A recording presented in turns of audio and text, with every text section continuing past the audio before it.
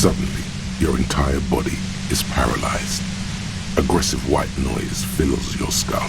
A strange pain like you've never felt before. Through the static, you hear a woman's voice. It's like 1,000 radio stations are being blasted into your head all at once, but her words are the only ones you can make out. I know you're feeling pretty uncomfortable right now. Don't move too much or fight it. That'll just make it worse. Can't say it's a pleasure, officer. I was really hoping not to make your acquaintance. But here we are. As she says the word officer, you feel a spike in the agony. It sounds like the entire radio frequency range is screaming directly into your neural pathways. No, buddy, that's not going to help. You can't shield yourself from this. It's an entirely new type of experience, way worse than all the previous ones. Don't focus on the pain. Focus on doing your job. Tell her she's under arrest.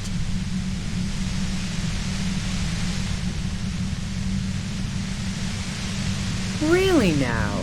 Check this out. You're overwhelmed with a new surge of violent static. It feels like a blood vessel exploded in your brain.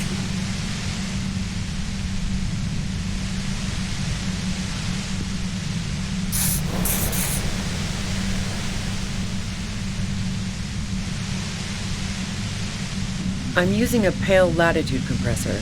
You and your partner have been caught in its field.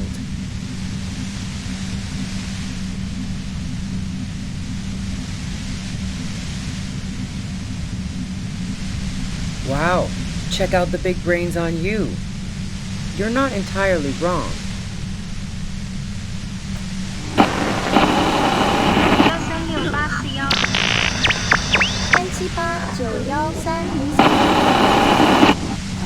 You should probably check on Kim.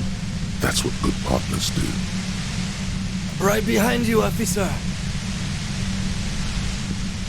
The torment Lieutenant Kitsuragi is experiencing is worse than your own, but he's slowly beginning to recover. A pale latitude compressor is used to sort of make the pale more manageable. With a lot of these, you can force a radio signal grid on the pale, literally crunch the distance across it.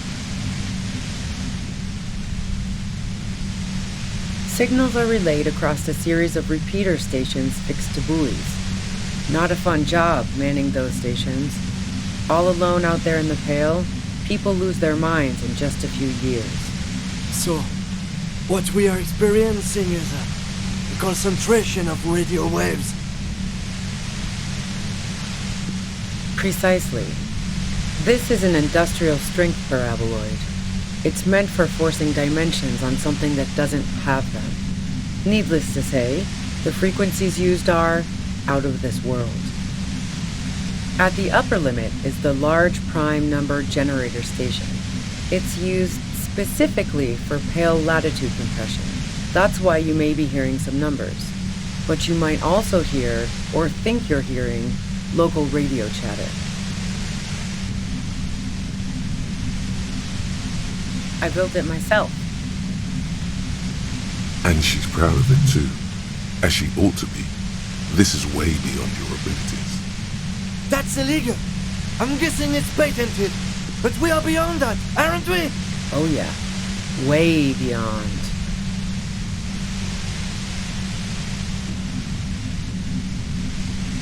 No, once I shut down the compressor, the pain will end.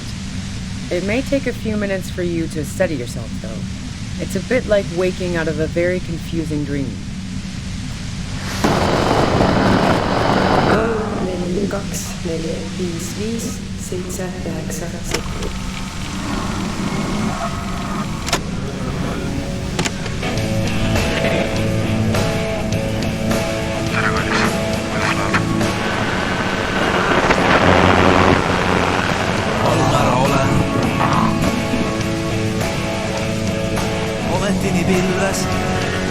Momentini pilves.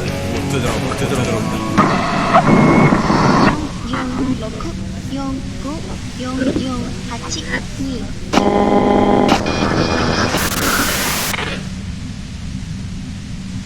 Yeah, I stuck my head in there before using it on you. It seemed like the ethical thing to do. Can't say that I enjoyed it. The field was weaker, but I can imagine what you're going through. Yeah, let's not talk about that shit. You were hunting me and fell into my trap instead. That's all there is to say about it. If you've got something really important to say, you can do it through the white noise.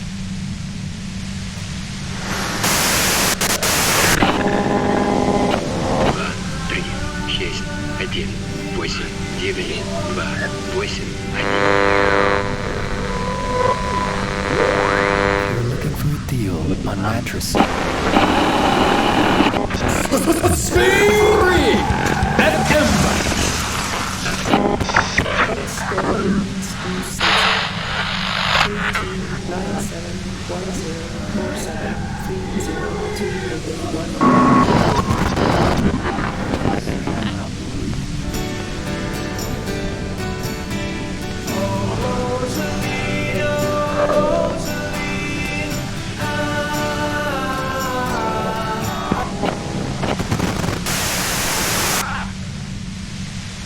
Then this... God damn it. Fine. If you really want to talk, I can dial it down. I've also got a gun, by the way. The gun she's carrying is a 2-barreled front loader, not like the murder weapon. Well, it doesn't feel much better, but she can form sentences now. Thinking doesn't seem to hurt as much.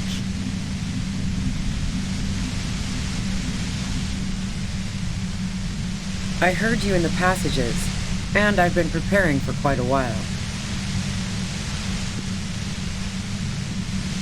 So you found my shack, huh? I'm not surprised.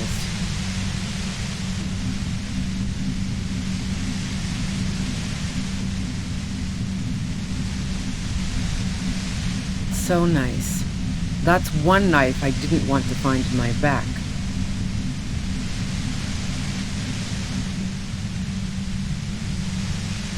I was, before I caught you in the pale latitude compressor. I'm fine now. No, I didn't do it. I only helped stage the lynching, though I doubt that makes much of a difference to you. Who ratted me out, by the way? Was it Titus? No, he wouldn't have broken first.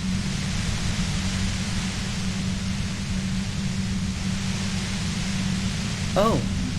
Well, I guess I always knew she was a survivor above all else.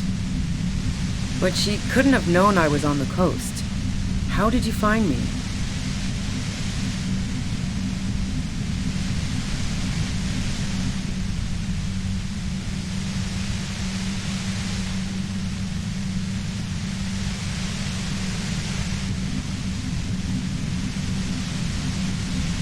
Titus and his boys, man. They told us you were on the coast. Even now, Kim is a paragon of professionalism. He is trying to make a clean cut of telling her she was betrayed. Well, fuck. Those guys liked me, I know it. If this is what happens to people whom people like... A dull despair is creeping into her voice. How the fuck do the rest of you get by? Does she mean that you're not a person whom other people like?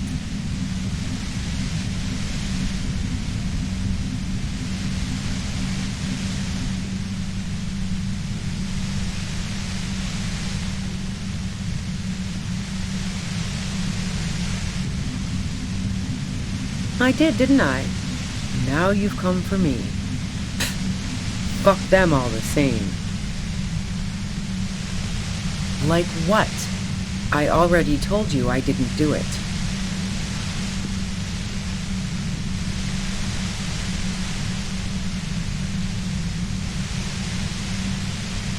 I didn't like him. Hardened mercenaries aren't particularly likable types.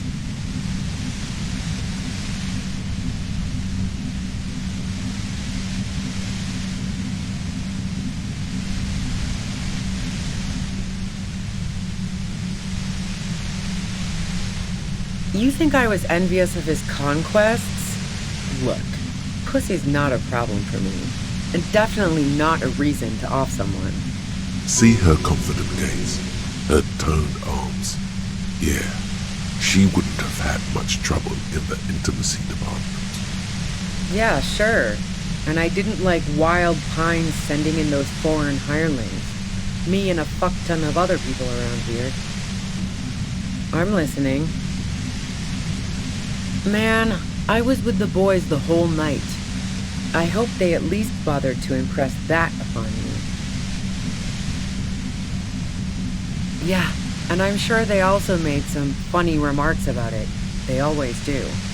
I've driven a lot of long haul and chugged a lot of beer, man. Can't do either without some power of mind over bladder. And anyway, that wouldn't have been enough time. Wow, now I'm curious.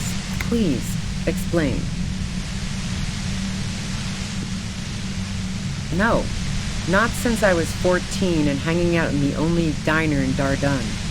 Haven't been into low-risk, no-reward games since moving to the city.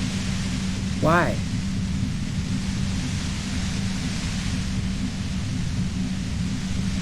Yeah, and probably some ghosts from the time of the suzerain. I'm not really interested in supernatural mysteries.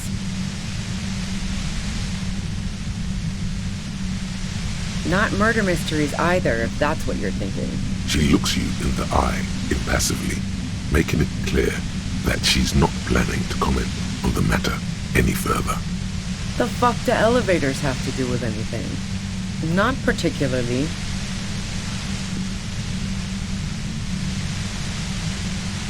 Why are you so hung up on elevators? I'm not really into old shit for old shit's sake. God damn it!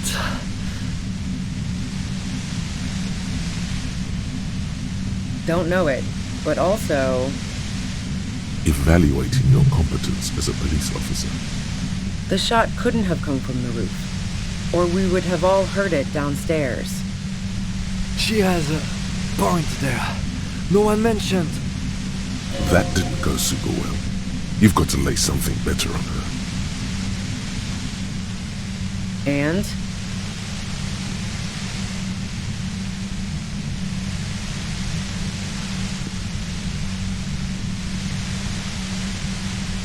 Sure don't. The breech loader? No. This is such a wipeout.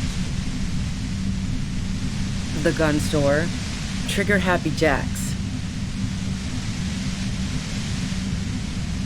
What did you think? That I'm going to squeal on my gun supplier? Sorry, I'm not that kind of gal. No, they're not practical. Break too often. A Nachtway 80 front loader. 2-barreled. Not really what you were looking for, I'm guessing. That isn't it. Yeah, evidence.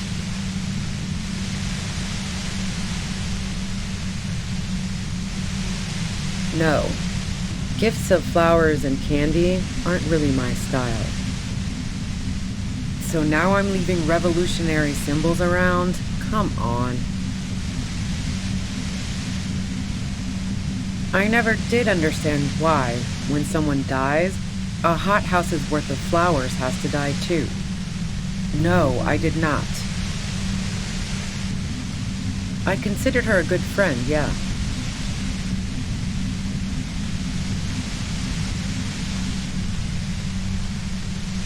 Wow. Pissing, pinball, and now peeping. I'm just not following your insinuations, detective. If I want to stare at a pretty girl, I can pick one up at a bar. Or, worst case scenario, look at a naughty photo. Who has time to go skulking about the whirling, drilling holes in walls? Nope. Look, she has an effect on people. That je ne sais quoi that makes it impossible not to look at her when she walks into the room, and very difficult to look away. But travel enough and you realize, for the same reason that she's everyone's type as an object of desire, she She's not irreplaceable. Oh, so that's where you were going with this. That's a very sentimental way of putting it. We both had pasts we didn't want to catch up with us, and we enjoyed listening to music together. Why not go on a road trip? The lieutenant watches her expectantly, occasionally shaking from the pain. Okay, fine. I was into her. Clausy was into me too for a time, I know it. We even fooled around once. And yeah, after that I thought maybe we could make a go of it. She rejected me with some wishy-washy bullshit about how she was confused because she felt so close to me and valued my friendship so much, and how guilty she felt for leading me on. I knew that wasn't the whole story, but thought, fine, I'll take it and move on.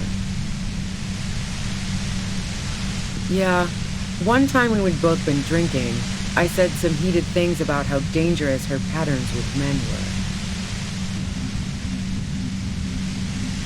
I was a little worried she'd blow it out of proportion in her head. All the drugs she was doing can make you feel like you're living in a DeLorean tragedy. Yeah, the girl seemed terrified. The merc was beyond caring what happened to his mortal coil. It was a no-brainer. Go ahead, it's your body. And mine too, he thinks. But keep on. This must be done. Yeah? Where? More questions before doing anything.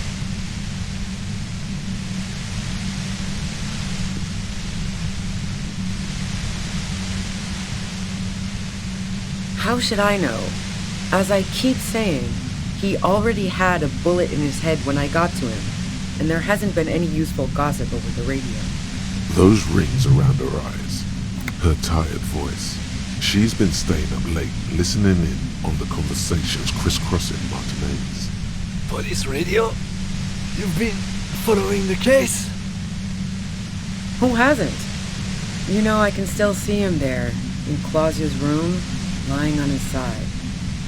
He was still warm, but the bluish light coming through the broken window made him look as though he'd been dead for a good long while. She eyes you warily, as though gauging your sincerity. She's refusing to adopt the demeanor of a cornered animal, a leader with no one to lead. She still wants to retain some control of the situation. It's okay. We just want to... All right, don't kill yourself over it. I was shooting the shit with Hardy and the boys over a few beers, like always. Then Klasia comes in, all pale and shuddering. She sits down with a drink, trying to steady her nerves. So I grab a seat next to her.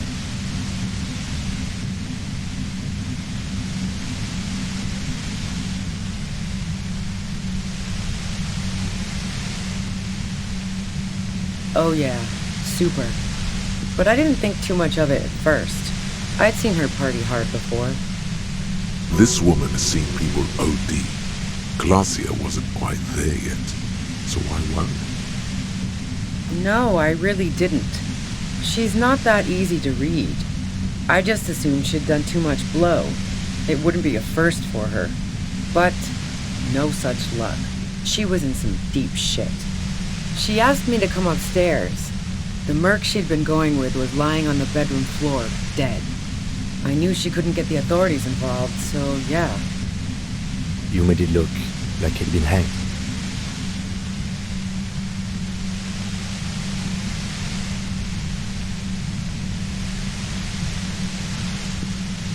What? No. Faking a lynching was her idea. She looks shaken. She wasn't surprised to be ratted out, but framed. Yeah, in cold blood. It really surprised me how quickly she was able to get a hold of herself once we got up there. It was like she was another person. The party girl was gone. She asked me to help her drag him into the shower so she could wind the shower head around his neck to fake lividity. Then she dressed him while I went to get the Hardy Boys. Glacia knew exactly what she was doing. You can't remain calm under pressure otherwise.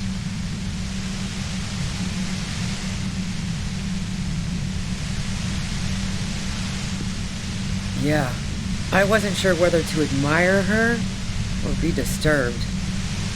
As I keep telling you cops, we didn't hear anything downstairs. No gunshot, nothing. But even if this is true, weren't you worried this lynching might lead to... War? The thought crossed my mind. But the mercenary's death was going to have repercussions either way. Although the way things are going, fuck it. I'm not responsible for these people after what they did to me. I saw you roll into town. I wasn't about to stick around for questioning by a goddamn La Puta Madre agent. So this is what she was scared to tell Titus. This cop. That strange, distant fear is getting close now. It's a fear of yourself. Yes, you. Everyone says you're his peon, his human can opener. Through the sudden sharp pain in your head, you hear the lieutenant mumble something to himself. Fucking hell. And why me? You hear through the white noise. It's especially bad suddenly. Felt like a vein exploded.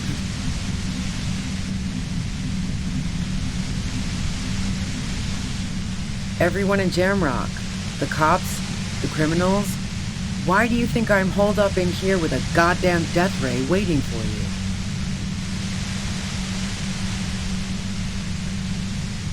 Right, sure, you don't know. Yeah, sure.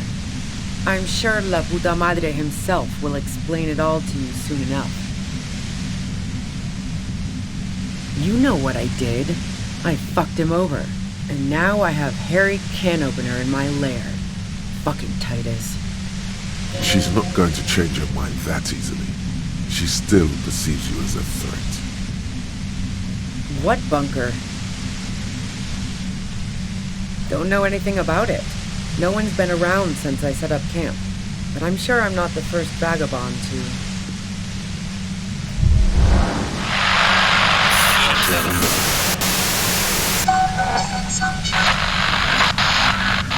I'm going to do something. Keep calm. Breathe in. After the pain recedes, it's a little clearer.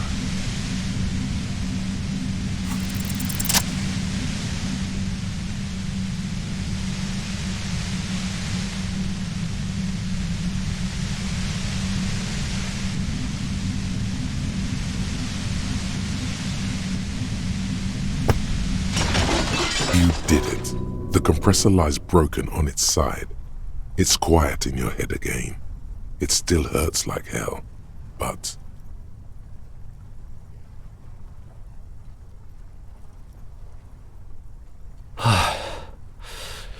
All good, officer. Be careful. She looks at the machine, assessing the damage. Her hand trembles. Oh, fuck it.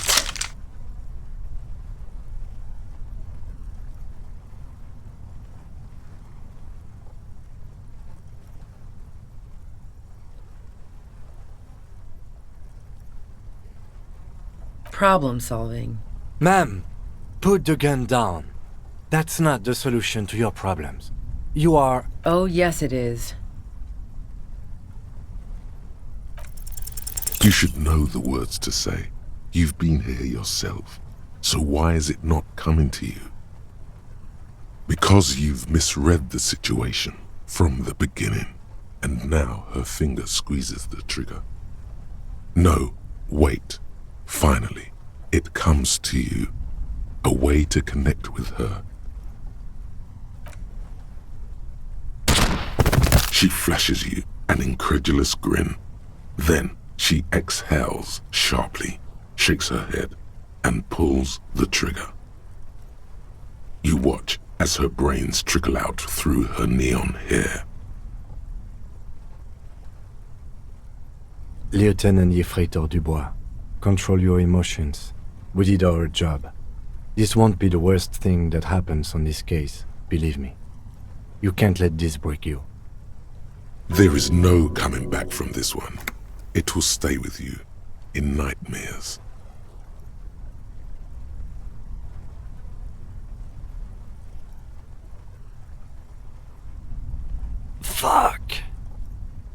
Get a hold of yourself. He needs your support now too. We clean up. It may take days for processing to pick up her body. We need to move it somewhere. That tent there.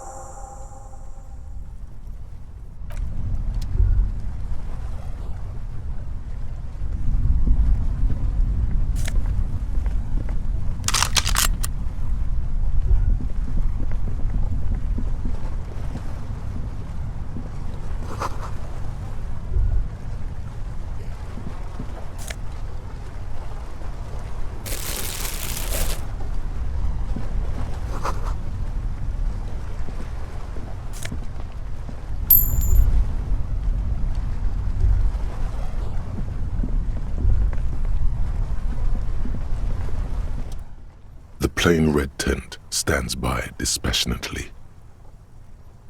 It was pitched by practiced hands. She was used to camping out. You see a rolled-up sleeping bag and personal belongings.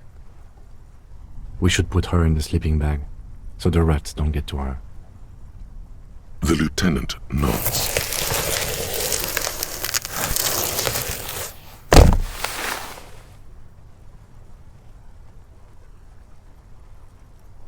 There she lies, cocooned in the sleeping bag, surrounded by empty cigarette packs, books, and half-read magazines. Assorted soft covers, mostly pulp horror. A motor carriage lies buried in the snow on one cover. On another, a ghost airship. You also see a collection of radio enthusiast magazines. See anything? Rager Monthly, Journal of Material Science. More Technological Digest. One of the magazines doesn't have images on the cover. It's not a magazine, it's a leather notebook. You pocket the worn brown leather journal. We should read this immediately, like right now.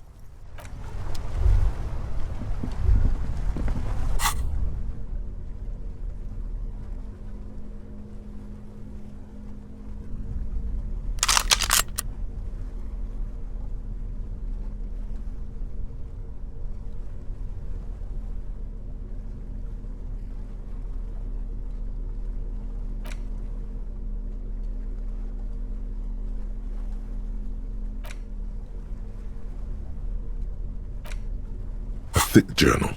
The cover is worn like someone used to carry it around in their back pocket.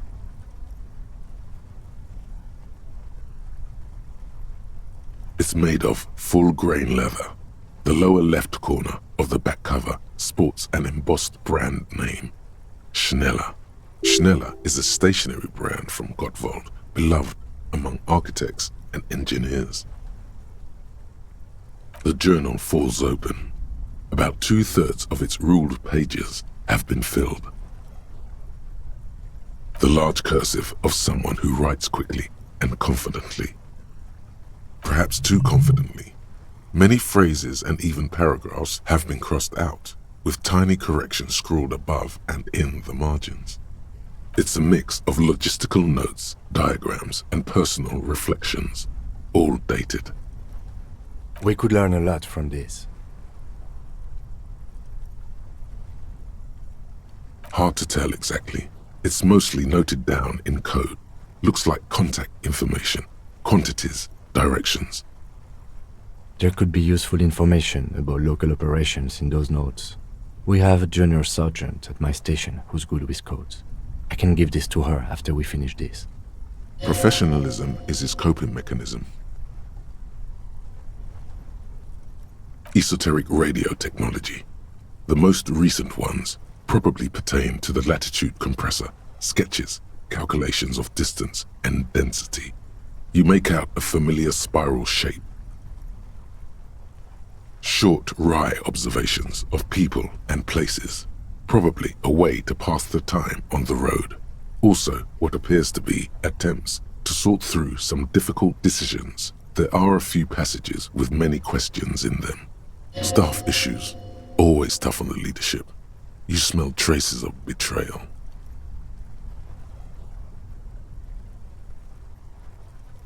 The first entry is from August 2nd of last year. It reads simply, I know my position is precarious. All I can do is make myself as useful as I can while looking for a way out. Remember, no one is indispensable. Nothing on March 4th. March 5th, though, well, that's bound to come back and bite me in the ass.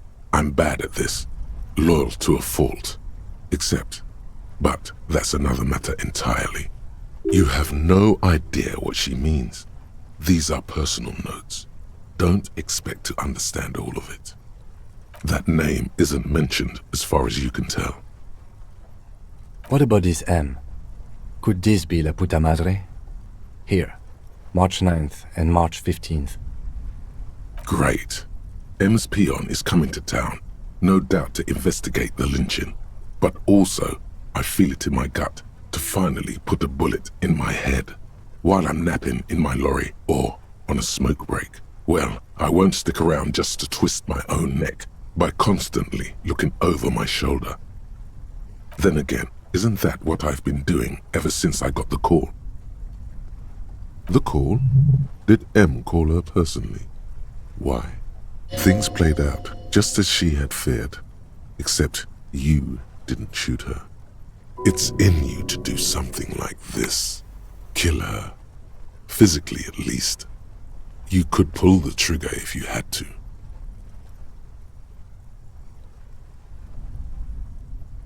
That's a good, pragmatic approach. Been holed up here for 3 days now. I'm used to being alone and all, but I don't know when I'll be able to leave, or if I'll be ratted out. They will rat me out, of course. I've made it a point to believe in the best in people, the boys, for example. But experience tells me. Did M feel truly betrayed by me?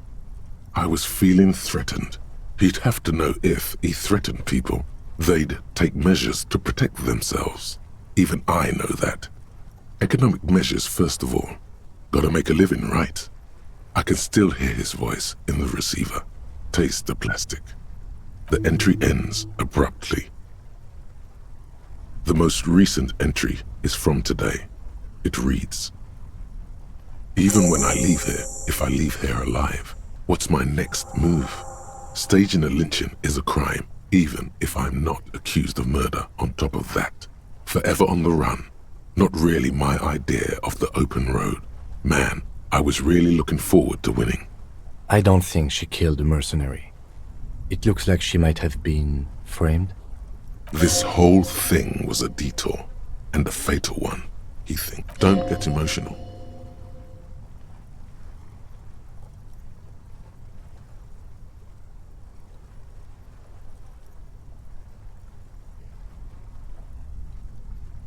She was in plenty of trouble, even without the murder charge. Still, it's a nasty business. No, I don't think you are. Ask someone in your precinct if you want to be sure. The head of a major Jamrock gang specializing in drug production and trafficking. A very bad person. Classio was the one who pointed the finger at Ruby. Perhaps she was trying to steer us away from herself, or maybe she had an accomplice. Either way, we need to keep an eye on her. One thing is for certain. We have business back in the whirling and rags. Questions to ask. We should get to it.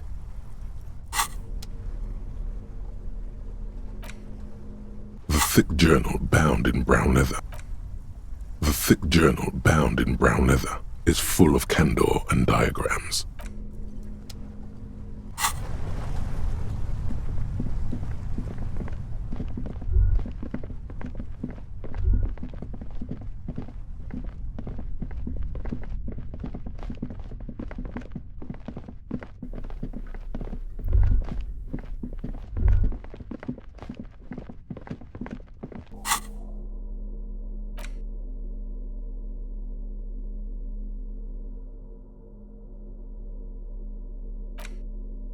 The pearlescent paper adamantly resists being held open. It demands struggle at both ends. The print inside is just as taxing, due to its fine and curlicued font.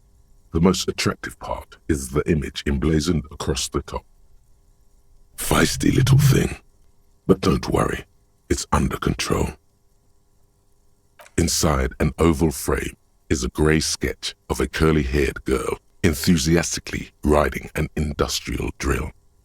It's churning up hard chunks of rocky ground and scattering them into the air. In the hole created beneath is a silvery river of liquid metal. Her form is terrible. She needs to straighten her back and increase the downward pressure on that machine. Has no one taught her about ergonomics? Each letter is shaped like a laugh line being pulled in a million different directions.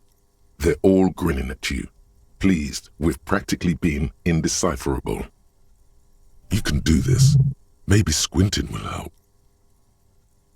Your vision blurs into a haze of dark scribbles. It's like looking at a wrought iron fence through a greasy lens. Not a single recognizable symbol appears to you. That really didn't help, did it? How about opening your eyes as wide as possible? The scroll across the paper opens wide, its many grins, back at you. A mess of mouths ready to swallow you up. Intertwined and interflowing, impenetrably. Your eyes begin to water. Okay. Enough of that. It's starting to sting. Better try another approach. A bold black mesh curves around the oval image at the top of the document. It almost looks as if it were penned with intention. Perhaps it was. You're starting to think it might actually say something. If it does, it remains hidden from you. All you see is a baffling enigma, a coiled nest of viper letters, if they even are letters. There must be some form of logic hidden away in there. The certificate threatens to coil back in.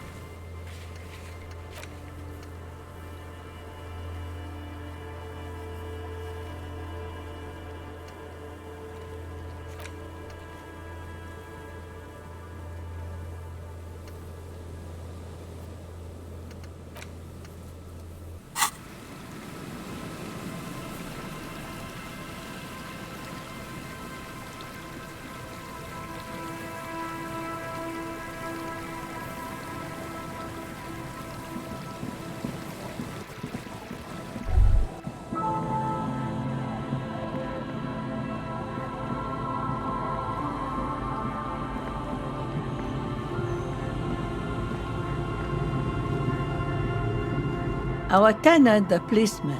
I hope the waves don't.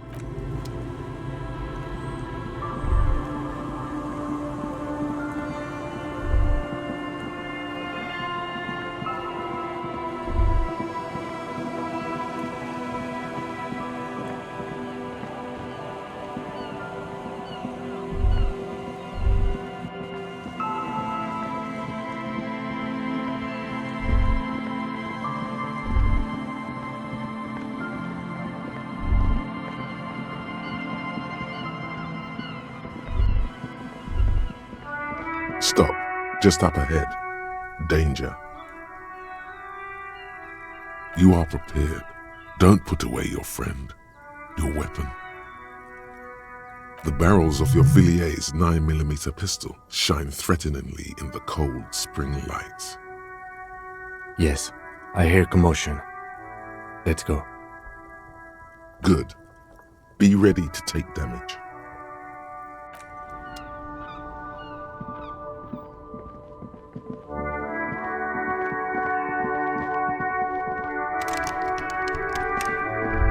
I'm all out of shits to give, loincloth.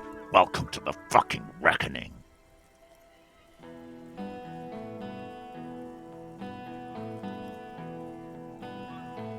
Put your damn gun down.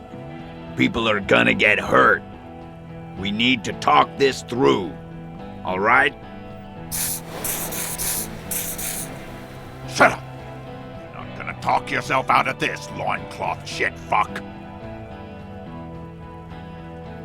This is the mercenary at the gates. His chest rises and falls under the ceramic breastplate.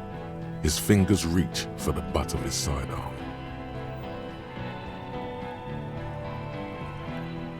There's something very wrong with him.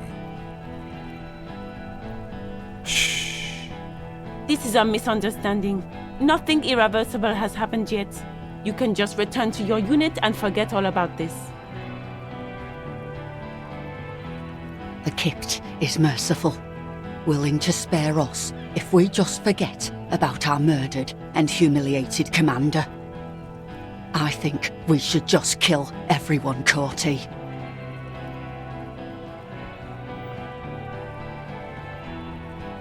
You are all drunk. Come to your senses. You won't gun down 7 people in the middle of the street. This isn't a frontier town or a jungle outpost. Easy, Lizzie. Let me handle it. I know guys like this. I'm sure we can come to a peaceful agreement. Ain't that right, fellas?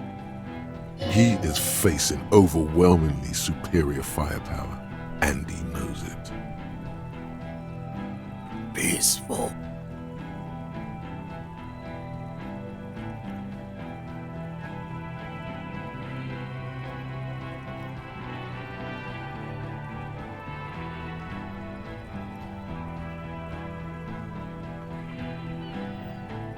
Nest in your abdominal cavity like a little wild mouse. The masked man's words are barely intelligible, but you can hear them.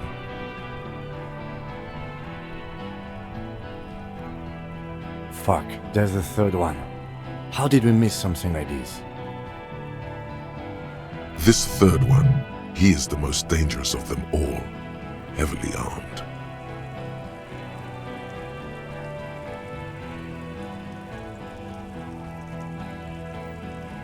If this turns into a firefight, we should take him out first.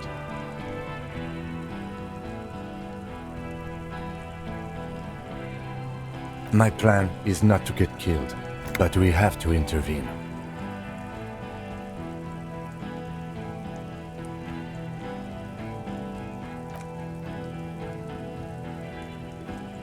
Get lost, comedian. You cops had your chance. Now it's fucking time for some justice.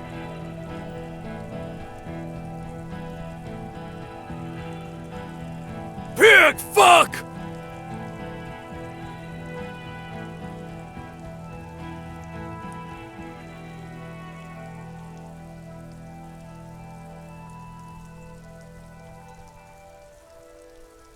Oh, people are gonna die today. We're not leaving it like this. These tribals hung him up for everyone to see.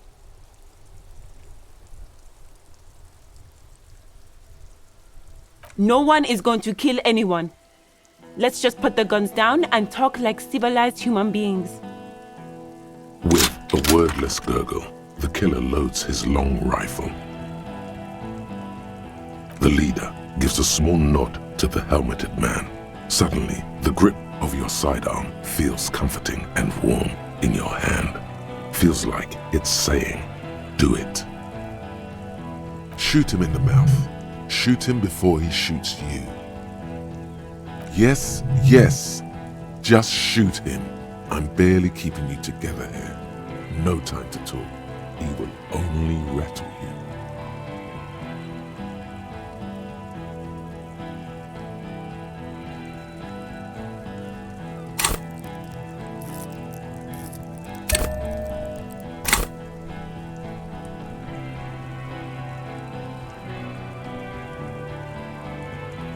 Rude. Rude is the killer. Rude, the killer, Owen Cloven. He doesn't talk much. All of you cunts inside out.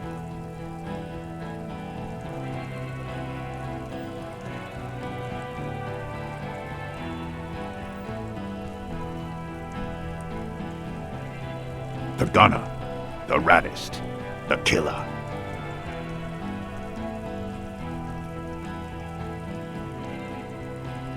What do you think he does? There, on the rim of Owen Clerven's helmet, you count little stick figures. 19, 20, 21.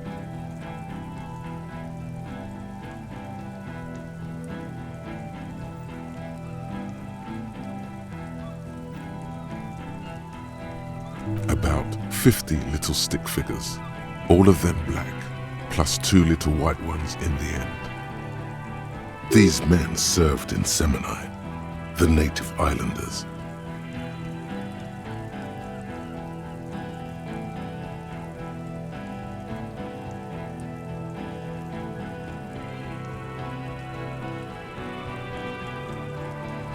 Huh? What are we waiting for? Let's blow that pig fucking mouth off his face! Lance Corporal, just fucking shut up and wait for your order. He is not used to commanding or leading. He feels uncomfortable. He'd rather shoot to kill. Who the fuck is that? Glacia, the woman upstairs, where is she? She left! Unarmed, hunched, but keeping it together. What am I doing? My fucking establishment is under fire! You know how much windows cost? She left! Her room's cleaned out! Right before these assholes showed up! We should have arrested her. Hey, Bushman! Your little cunt isn't gonna help you out of this one! She's gone. Forget about it now. Concentrate on this.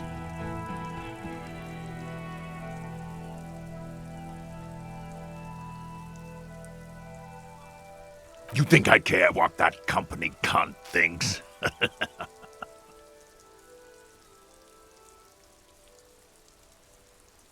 The man stares at you with bloodshot eyes, a bull ready to charge. He's not listening, but looking for an opening. Now is not a good time to strike. He's looking right at your hands. Do something else. Get him distracted. Fucking waste this fuck! Ignore her. She's not the main threat yet. Yeah? Who did that?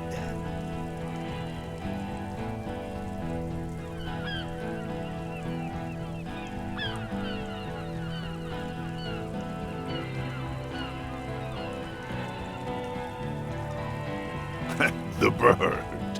You're fucking telling me a bird killed our colonel? His fingers are twitching.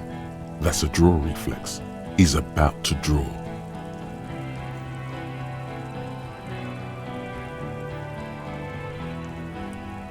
She used to work in industrial espionage, and... You think I'm fucking stupid? What if I just shot one of your pals here, right now, huh? How about the kid? Go ahead. Say inadvertently. One more time.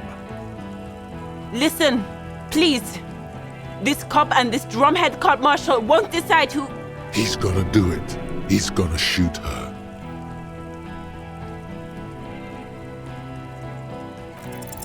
Your mind grinds to a halt.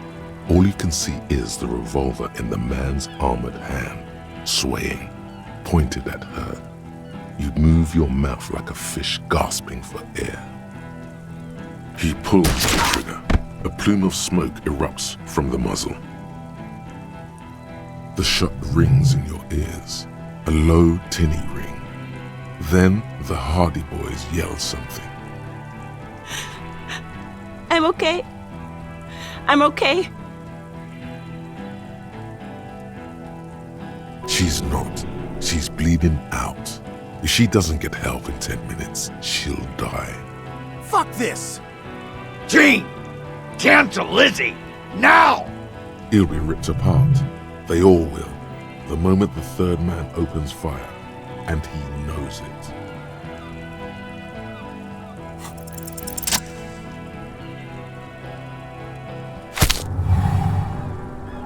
A plume of smoke and fire erupts from the gun, and your hand goes numb from the explosion.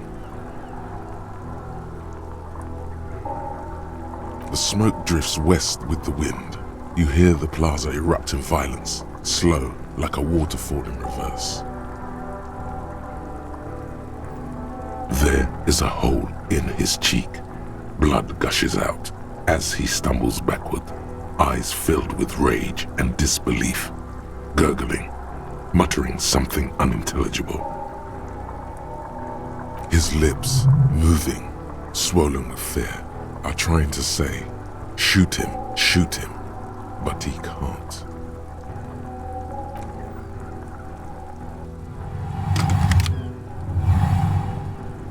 To your right, the killer raises his rifle and takes aim at you. His moves are steady, but the long barrel of the rifle sways slowly. You leap left. A swarm of angry lead passes mere millimeters from your side, tearing fabric off your coat. Feels like the lightest of tucks.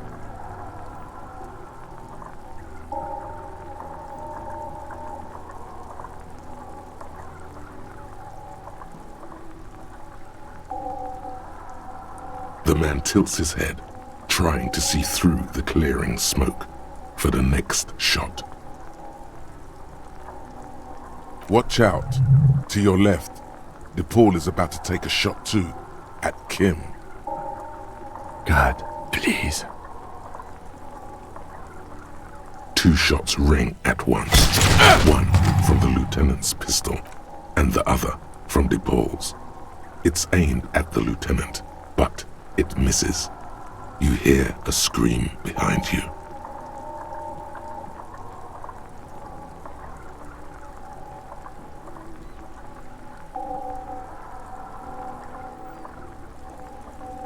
Blood gushes from the helmet's eye sockets as Rude staggers back, disoriented.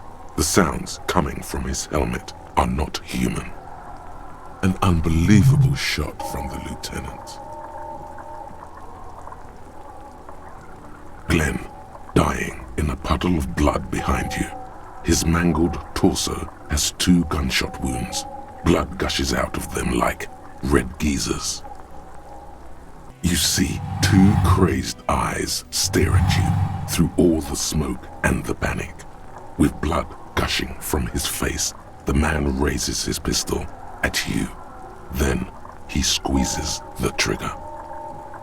The look of vengeance, framed in blood, lips shaking. This is the last thing he'll do on Earth. But he will do it. He is your end. Here it comes. Death.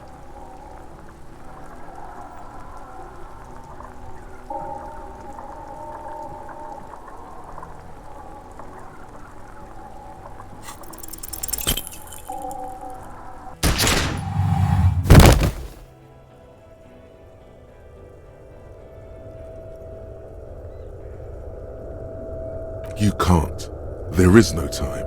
Something inside your pelvis explodes.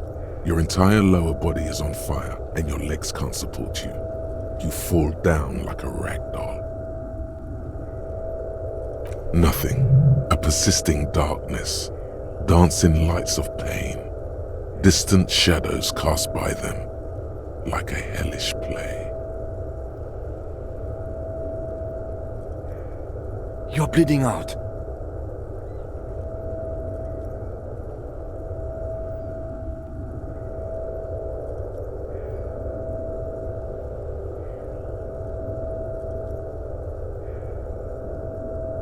Stay with me.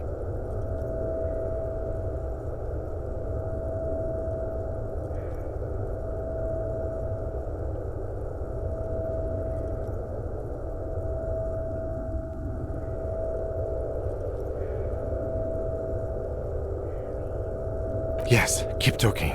You hear me? Stay awake. But you can't. It's so hard.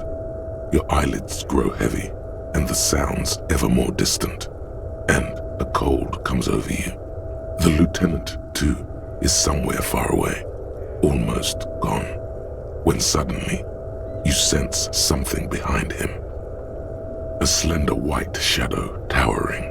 Someone stands there, raising her pistol at him. The lieutenant does not see it. He's pushing down on your wound with both hands. Scream immediately. He's gonna die. No, you say, and hand out your firearm to him. Your hand trembles and your eyes are full of fear. That's all it takes. There is no room for hesitation.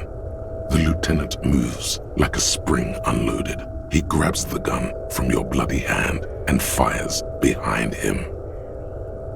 You hear a faint scream, a woman's. Then the sound disappears, like someone pressed stop on the tape. The woman is gone. So is Kim. Then the whole world. This is death. One more door, baby. One more door. The fight? There is no fight. The fight is over. It was lost 1,000 years ago. You have laid here forever. Keep falling deeper. He's not taking it. His body is not taking it. Oh God, no. He's not disintegrating. He's swelling up instead. Over the hours, hurting, moaning in his sleep, and rotting, and being disinfected, and smelling of drugs, and feeling saliva in his mouth, drifting in painkillers, thrashing in his wound sleep. He can't go. Not before the case is solved. There was a radio in the distance. A radio of the world. Playing sounds. Good morning, Elysium. Soon you will return to the world. You're thirsty. Reach for the glass of water by the bed. The world is still there. Sleep some more. Hours turn to days. Soon we will get up again and go through it again. Finally we know what the infernal engine was outside. It was him. He is the infernal engine. He never stops. He only gets worse.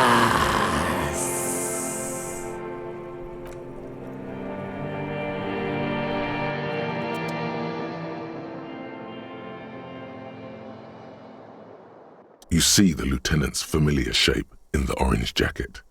It turns double, then triple, from the pain. It's nothing. You're alive. That's what matters. Sunrise, Parabellum.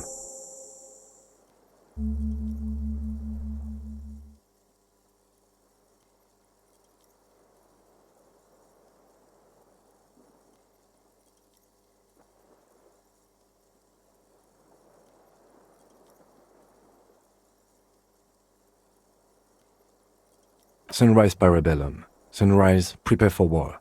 It's an old revolutionary saying. Isn't that written on your... It served you well. The gates of the harbor are boarded up. The streets are a little more empty.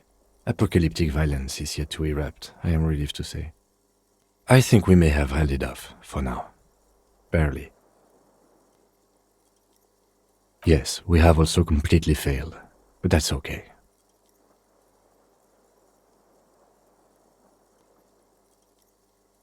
Yes, the joke wasn't funny anymore. I took it off.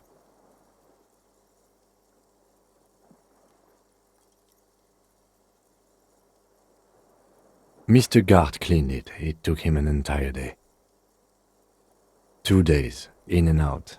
You've been up enough to take Dramamine and curse, and drink water. Reasonably bad. You were shot in the left quadriceps. That's your thigh. The outer side, thankfully, no major arteries were nicked. The bullet was removed and a bacterial infection treated with mercurochrome. We will see. If it's possible, then by pure willpower alone, you are going to have to become a psycho-locomotor. Good. You'll need to be, whatever that is.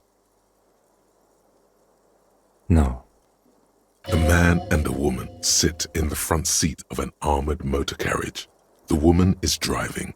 The man lights a cigarette.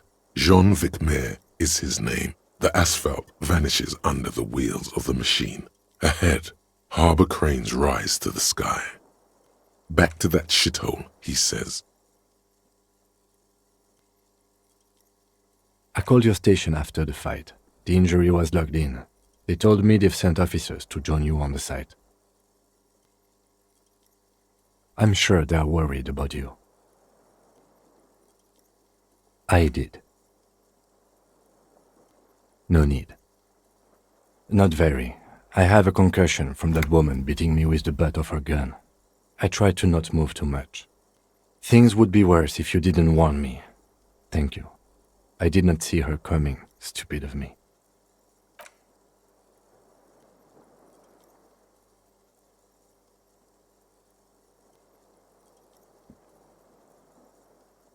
Easy now. You can take it. Just don't lean on that leg of yours too heavily. Your balance is way off. You feel like you're about to fall over on that thing. How are you?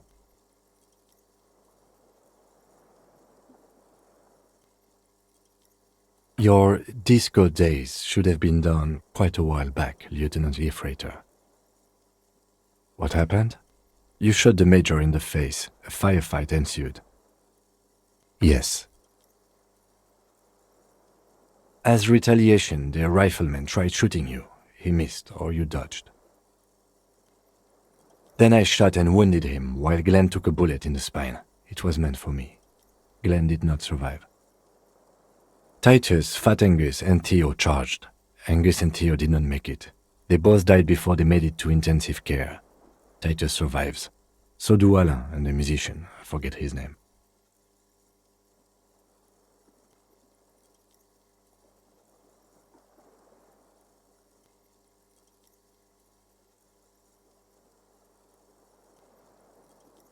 Yes, he's still alive too.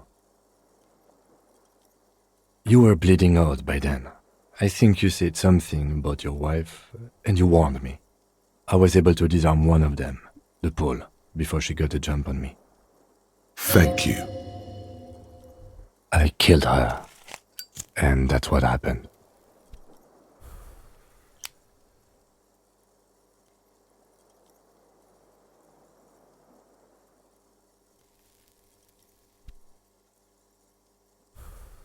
The Pole was the last to die.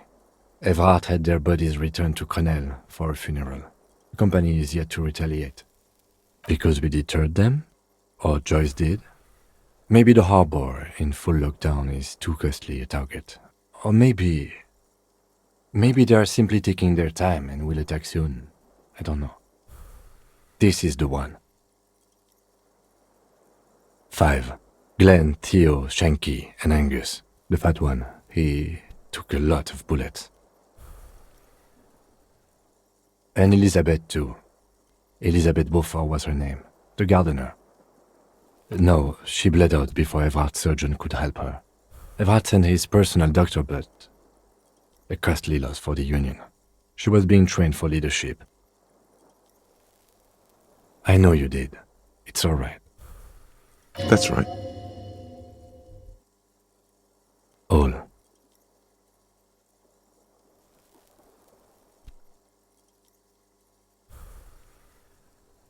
Yes, officer.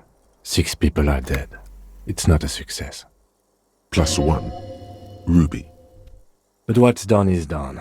The violence is cordoned off. The Hornets did not get into the beehive. The worst scenario has not materialized. Yet. And we are still alive. Both of us. His smoking, his hunched back.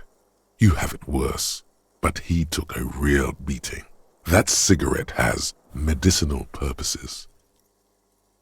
It's not ouch time yet. You just got the Dramamine pill an hour ago. Wait until it wears off. Dramamine? Then it's not that bad. Neither surgical nor organ damage bad, but still under the counter bad. I honestly don't know.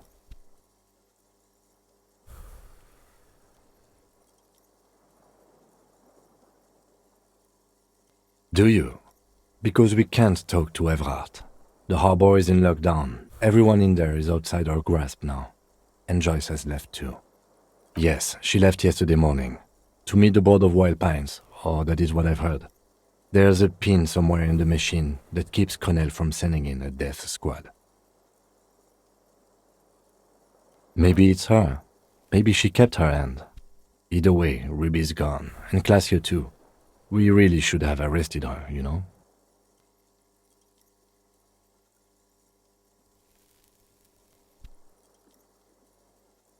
I don't know. I think the dangerous theory you presented on Classio, or whatever her name is, was wrong.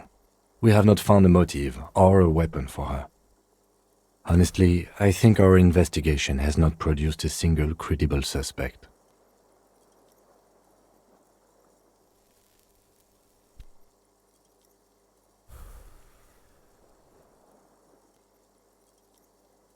What?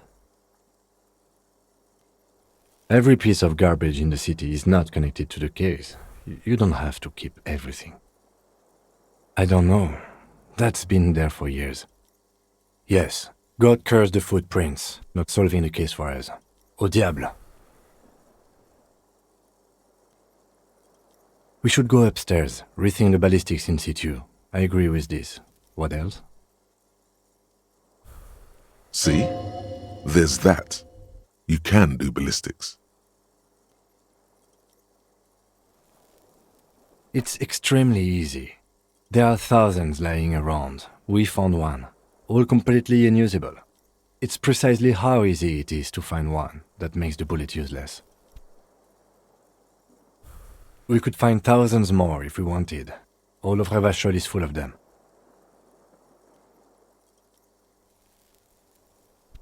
He does not know what to reply. Looks out of the window, then back at you. It's morning outside, you think.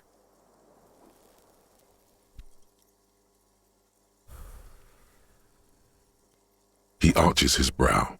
The ceiling fan patiently spins overhead.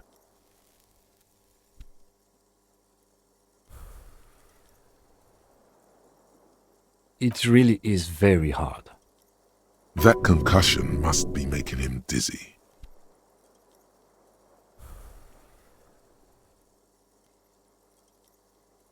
No. Are you ready to limp? Good. Where do you want to limp to? A gust of wind blows in from the bay. The duraluminum box around you vibrates imperceptibly. A familiar cold, a red thread on the roof upstairs. Taut, plucked like a string by the gust.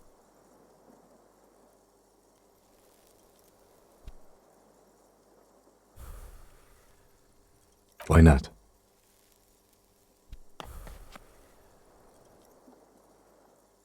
Another look at the window, perhaps? The one he was shot through. I don't know. I can't think of anything better.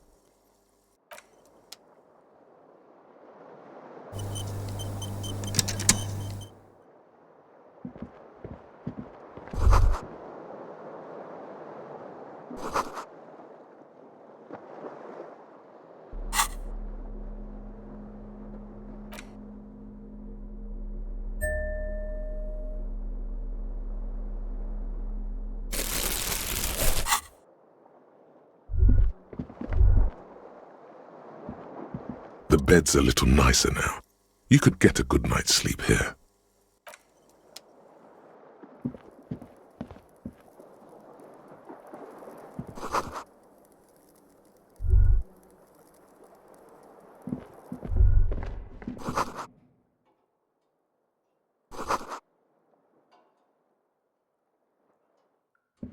bathroom mirror has been wiped completely clean. You see the reflection of your face in the mirror, such as it is.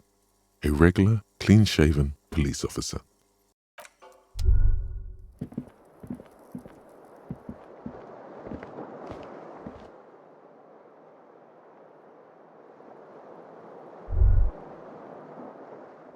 The fan stands still.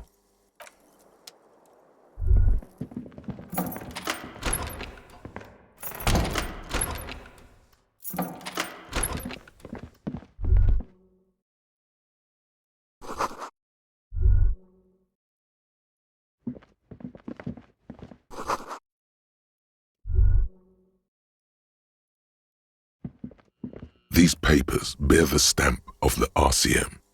They appear to be fragments of the lieutenant's paperwork, half finished. You make out notes on this and other recent cases. I had Garth open the door to your room. You were running a low bacterial fever the first night.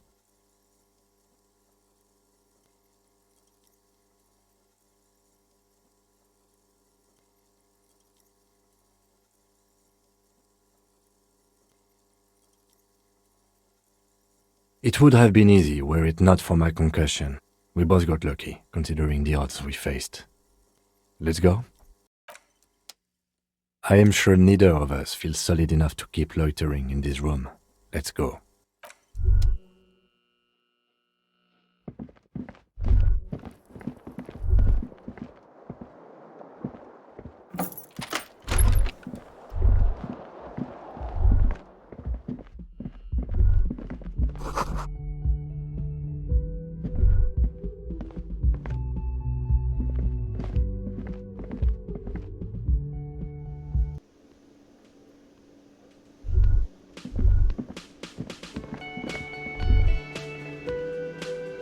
Oh, you're up. It's good to see you back on your feet. Did you like your room? I cleaned it for you. You're welcome. I thought it would be nice for you to wake up in a clean place after you, let's be fair, defended this establishment and its clientele from gunfire. I give credit where credit is due, and that, sir, was a nice shot. I was watching until you hit him. Crawled inside then.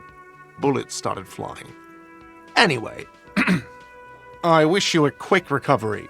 Also, you and your partner are staying here free now. This establishment supports cops. The stay is free, the drinks are not. It just felt I needed to specify that. Oh, you know, people don't tend to stick around after shootouts. Turns out they're not good for business.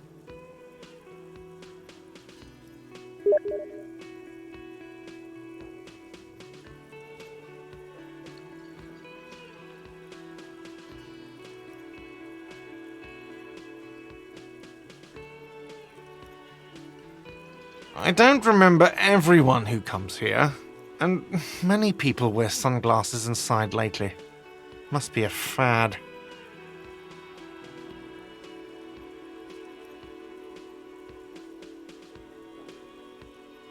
Yeah, I was, yeah. That's because I'm a badass.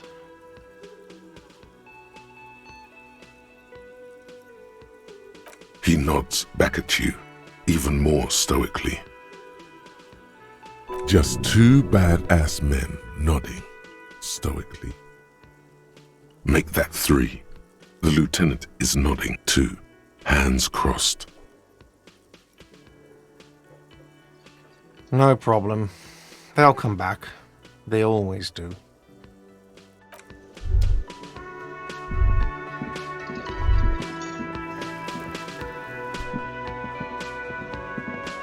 Hi again, gendarme. Bye-bye, gendarme.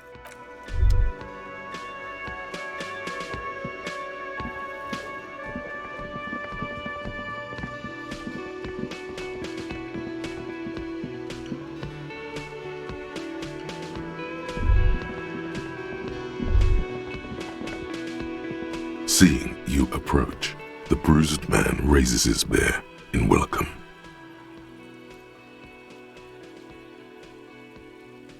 Crazy motherfucker. Didn't think you had that fury in you. But I guess I've misjudged a lot of people lately.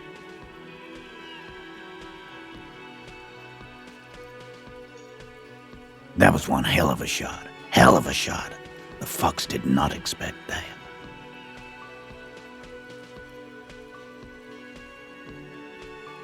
I guess what I'm trying to say here is, thank you for intervening, fellas. That was mighty brave of you. His hand is covered in bruises and half plastered. Still, this hulking lump of man is glad to be alive. This is big. It's as big of a thank you as Titus Hardy can muster under any circumstances.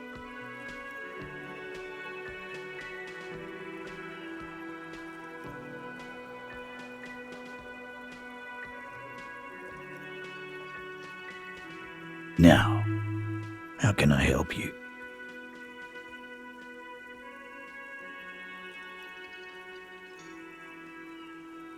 Theo was old.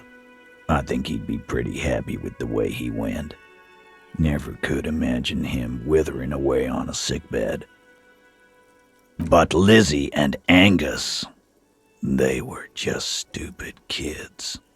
Didn't realize the shit they got into before it was too late.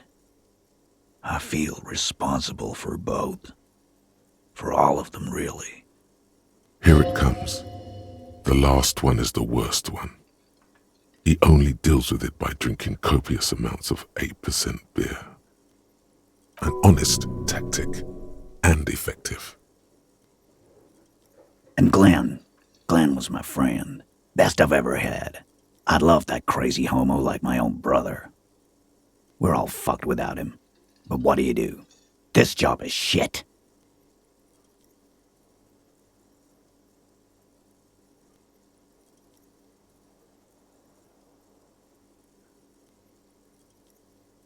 Well, yeah. Memento Mori. Right. Absolutely.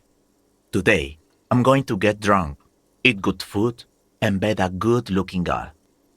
'Cause tomorrow, a motor carriage might run me over. Or you might die of a heart failure. Or syphilis. Hey. Fuck you for ruining a beautiful idea.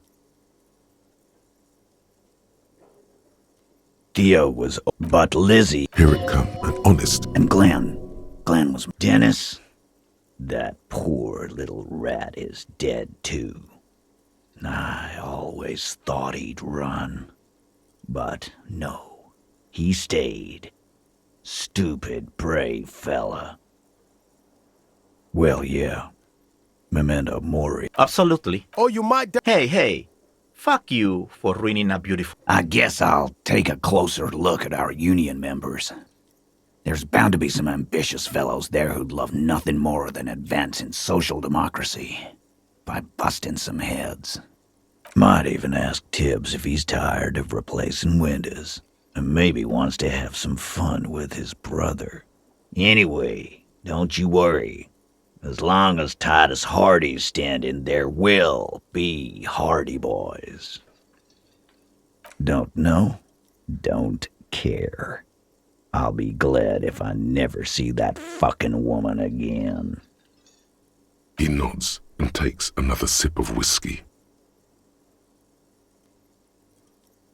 Judging by the sight of you, I'd suggest crawling into bed with a bottle of whiskey in one hand and a big tit in the other.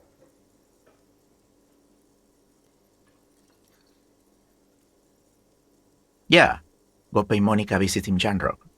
She's got a knack for making men forget about their worries. Biggest pair of milkers in all Rebacho.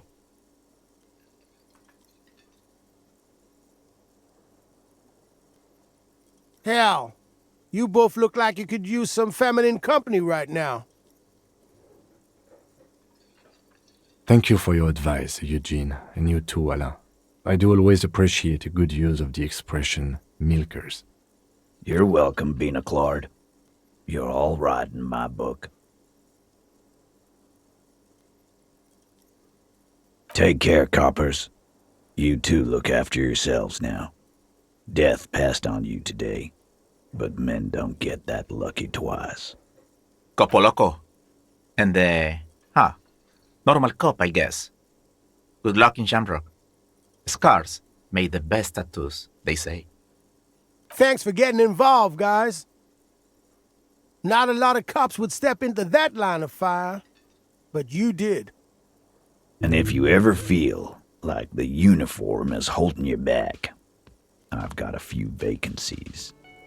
You'd make one hardy boy copper. And Titus Hardy himself would make a good officer. That man was born to lead.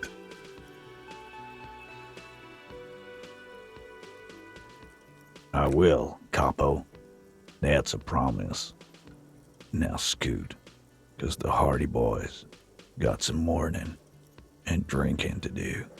Take it easy on the drink. The danger has not passed. This town needs you on your feet. Good point, Beano Claude. We'll keep the vol under 12% tonight.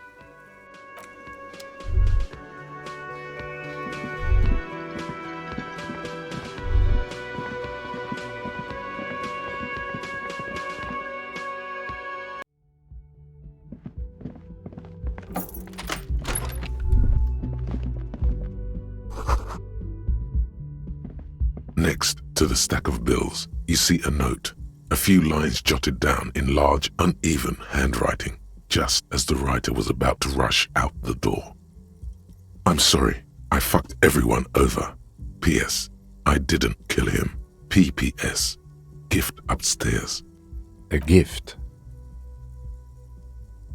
I am not drawing my gun, yet, but I don't like gifts. He says he's not, but his hand moves instinctively toward his holster as he studies the note. Just don't walk into another radio trap, okay? Relax. Not everyone is out to trap you. It's hardly surprising.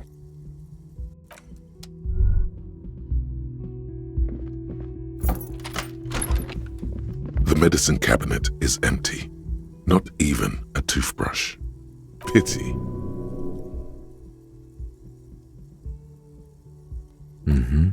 She certainly had her priorities straight when she was packing.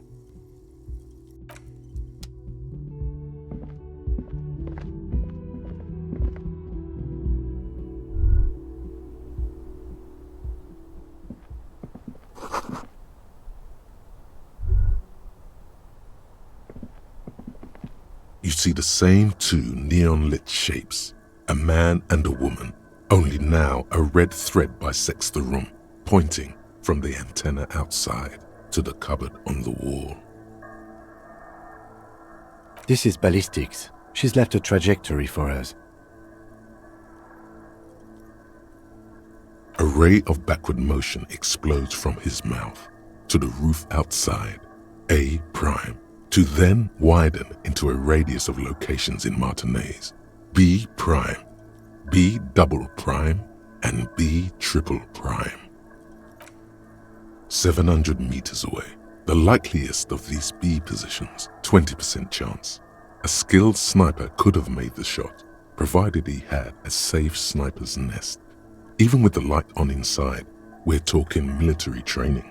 At that distance, the perpetrator would have had to take wind direction into account. Indeed, there was a possible sniper's nest underneath the boardwalk, but no one had been there in months, if not years. It suggests the bullet came from the extreme upper quadrant of possible angles, from a point beyond the roof, B triple prime, the island in the bay. Unless she thinks the perpetrator was standing on the ring antenna. That is where the thread seems to point. I remember. She was there that night. She would have known precisely where the bullet hole was in the glass. It also looks like there may be more to her skill set than we know. The question is, should we trust her? I find that hard to believe, but at this point, what difference does it make? So it is. For a second he seems tired.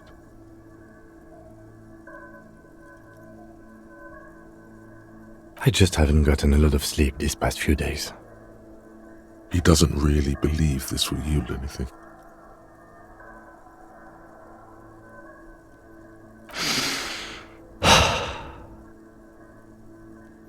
There, across the grey water, amidst crumbling concrete, a birch tree, and the half-sunken ruins of a flak tower.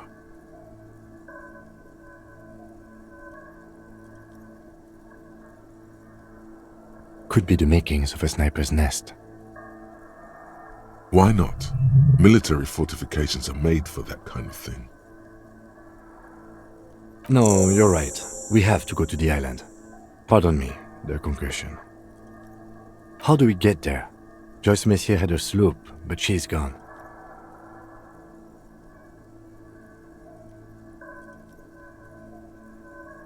Ah, yes, of course. The village. Let's go. It's the island in the bay. So it is. For a second he seems tired. There, across the grey water, amidst crumbling... Of course. I mean... How do we get there? Joyce Messier had... Ah, yes, of course. The village. Let's go.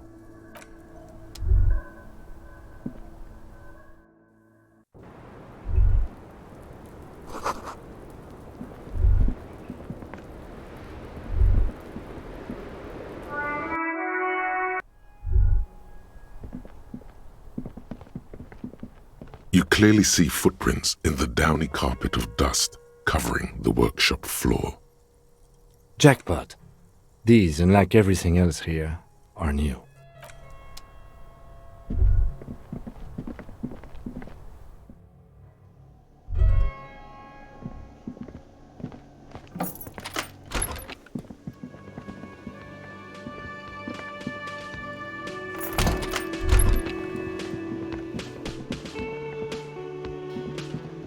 Is there something I can do for you?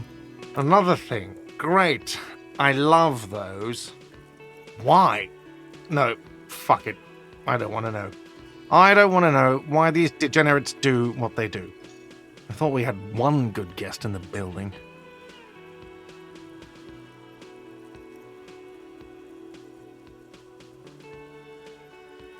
Yeah, neither do I. Thank you for telling me, I guess. Good thing she pays for her stuff on time. I'll forward her the bill and be done with it. Sounds like she has money tucked away somewhere. Enough to be a stable paying guest. Yes?